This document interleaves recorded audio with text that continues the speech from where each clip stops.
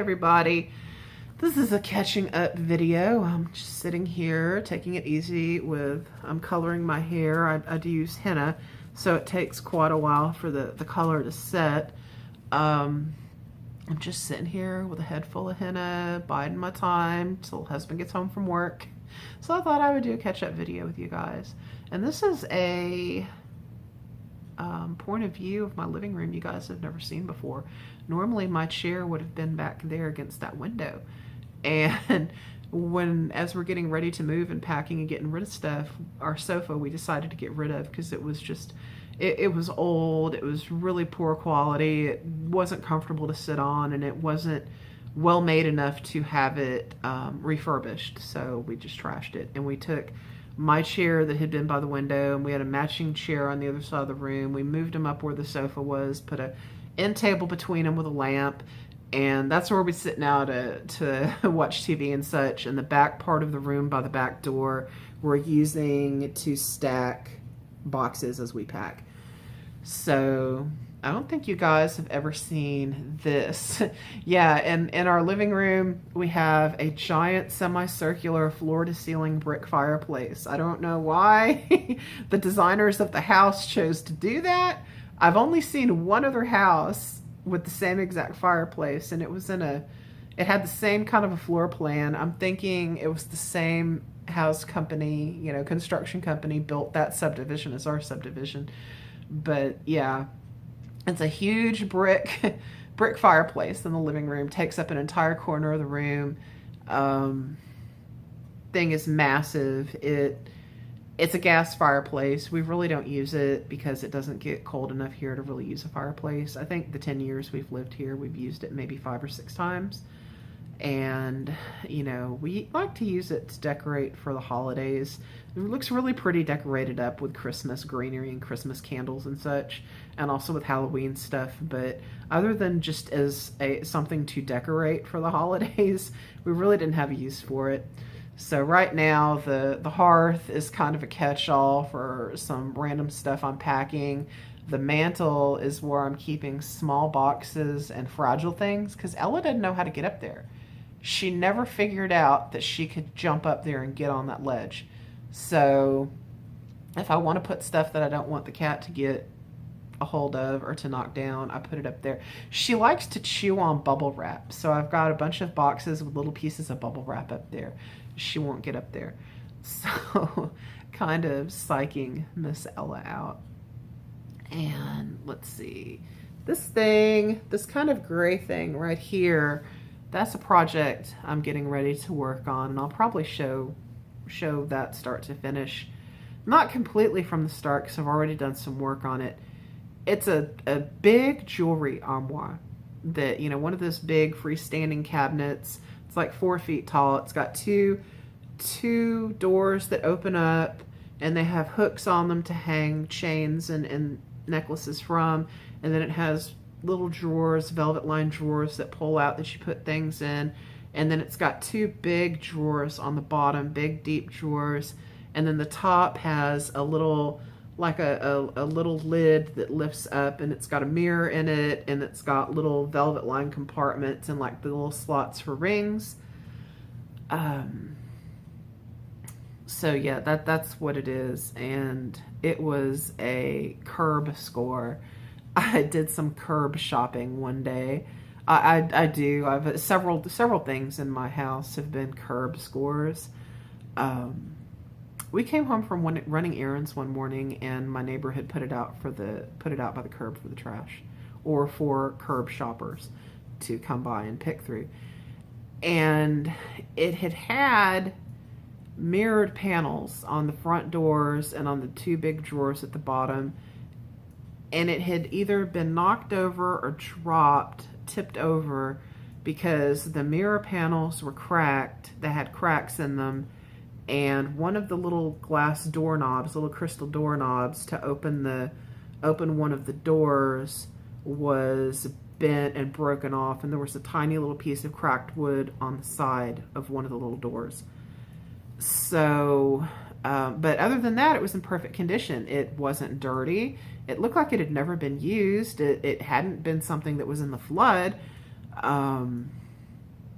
Obviously, it got damaged. They didn't, didn't want to deal with trying to fix it or have it fixed, so they just put it out for the trash. And I I saw it was in otherwise good condition, and I told my husband, hey, run get the dolly and cart that thing to the garage. So he did. He went and got our dolly and trucked it across the street into our garage. The mirror panels on the front I've already taken off because I didn't want to be dealing with broken glass inside the house, because I didn't want to risk getting little slivers of glass on the floor to step in or that Ella could get into. So I took the broken mirror all off in the garage and cleaned that all up before I brought it in the house. So it's currently kind of an almost matte brushed silver paint color. That's not going to really go with anything at our house with our new decor. I mean, it might, but it's not really having a whole lot of metallic accents, I don't think. But I'm going to paint it a neutral color, probably a gray or a pale beige or something, probably a gray. I think I'm going to put it in the bedroom, in which case it needs to be gray. I've been working on sanding on it, so it'll be ready to take a coat of paint. And once I get it all sanded and then painted, I'm going to decide what I'm going to do where the panels of the mirror were. They're little recessed areas on the door, the two doors and the drawer, and they're damaged. The one is damaged from when whatever happened to this thing when it fell. So I can't really just paint it. It would show the damage. I need to cover it with something. I've got some self-adhesive, really good mat board that is the same depth just about as the mirror was, so it'll fit in those panels. I can cut it to fit in those little recessed areas just fine, and then just drill little holes for the knobs to go in.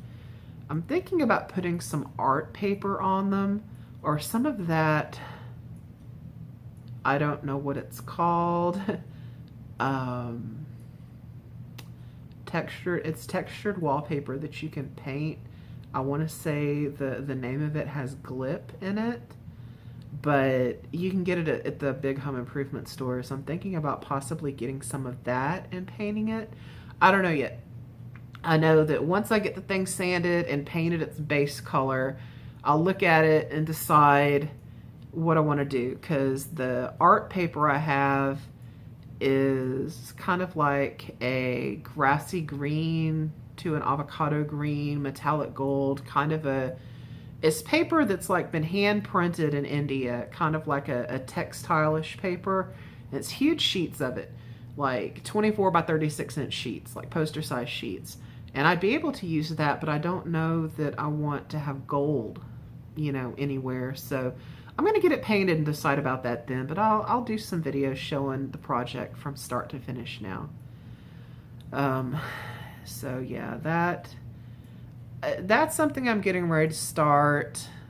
As far as like crafty stuff, I've got a couple things. I posted a video early this morning, late last night, about a necklace I made, reworking some old jewelry that I hadn't worn in like 20 years. Been going through things, deciding what I want to get rid of, what I want to keep. I found, and stuff that I'm not using, I'm thinking, can I rework it? Can I make it work? If not, it needs to go. And I had this jewelry that I just wasn't wearing. So I kind of upcycled it, reworked it into this really pretty statement necklace. So yeah, I posted this other video showing exactly how I made it. So if you want to see how I did that from start to finish, go find that little video. And I just got that done.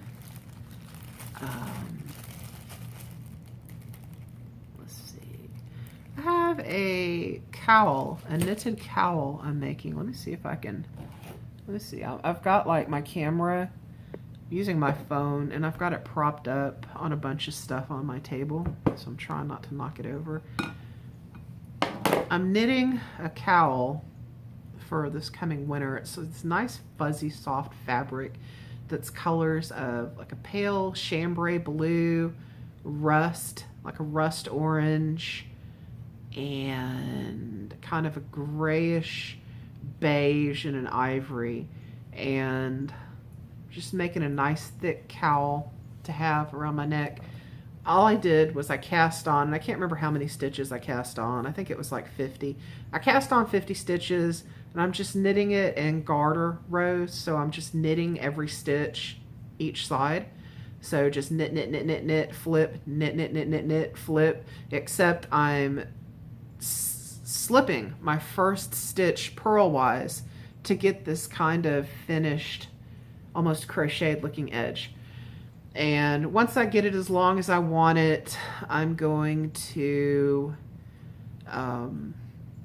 cast off, and then I'm going to stitch it up the ends so it's a tube. I've gotten to where I like in the winter to wear cowls instead of scarves, because they're just, the tails of scarves I found, I just get annoyed dealing with them hanging. But with cowls, I can just kind of tuck them into my jacket neckline. And also they take about half the yarn as a scarf. So if I want to use a little bit more expensive yarn, it's not quite as much to make a cowl. So I'm working on that. I have a cardigan that I have to block the body of, my brown and blue cardigan. I finished the body completely. I just need to block it, but I've got so much packed stuff and boxes here and there that I'm having to wait until I get stuff moved out of the craft room or out of the bedroom so I can set up 2 big work tables and my blocking mats to pin this thing out one day. So I'm going to do that before I move so I can finish it before I move, but probably not for another couple weeks. That's it for craft projects right now. And I've got some sewing stuff I want to get done soon, but work on that more probably at the end of the weekend, maybe Sunday, get that stuff ready. So that's it for crafty stuff. Perfume, not a whole lot to talk about. I'm still collecting, just not as much. One thing I will talk about is what I'm wearing today. And this was an early birthday present that I just got in the mail. And it is the current formula of Lancome's Magie Noire. And this one had come out originally late 70s, early 80s, something like that, a very long time ago. And I hadn't seen it at the Lancome counter in ages. I thought it was just discontinued. And I wore it back in the day in its previous formula. And I didn't even know there was a current version. I had been reading on Fragrantica, and people were complaining about the new formula, which, whenever a classic fragrance is reformulated, there's always, the people come out of the woodwork wailing and gnashing teeth and rending the garments and and tearing at their hair about how horrible of a travesty it is. But I noticed that the people who really liked this fragrance back in the day, or the vintage formula of it, hated the new one, but people that had never smelled the old one liked the new one. So I thought, I might give this a try. It's very true to what it was. It's still what they call a chypre fragrance, so very oak moss, woody, earthy, that kind of vibe to it, kind of like along the lines of Alliage, Ivory de Balmain, Halston, Diva, Aromatics Elixir. Those are all like chypre fragrances, and they're not really that popular. They had a moment in the late 70s and early 80s, but they're not really what's popular in perfumery today for women. But I love them. And so I decided, I had a coupon from a perfume company, perfume selling website, and decided I want to go ahead and get this and give it a try. So I hadn't found it at any of the department stores. I don't really go to department stores much, but I hadn't seen it at any of the department stores to test. So I decided to blind buy it. I figured, well, you know what? It's still a Chypre. A lot of people like it. I'm probably gonna like it. It's safe blind buy. So I got it. When I took the cellophane off the box, unwrapped the cellophane off the box, I could already smell it. And it smelled like what I remembered from back in the day. So I thought, oh, what are these people talking about as far as reformulation? This smells like what I remember. So I took it out, and this is the bottle. It's just a very utilitarian bottle now, and I believe this is the only size it comes in now. And I sprayed it. I'm like, this is what I remember from back in the day. How has this changed? And then almost immediately, it's like, oh, okay, wait a minute, it's different. And when you first spray it, it sprays like what you remember, but then it immediately starts to change to something else. And this one has more of a spicy kind of a note to it. I mean, it's still a Chypre, and it still smells like Magie Noir, just a spicier, less sharp version. Actually, I'm gonna go against the grain and say I prefer this one to the old one, or at least what I remember. I haven't had a bottle of it. I finished off my last bottle of it around the mid-90s, so I haven't really smelled it in close to 15 years, 12 to 15 years.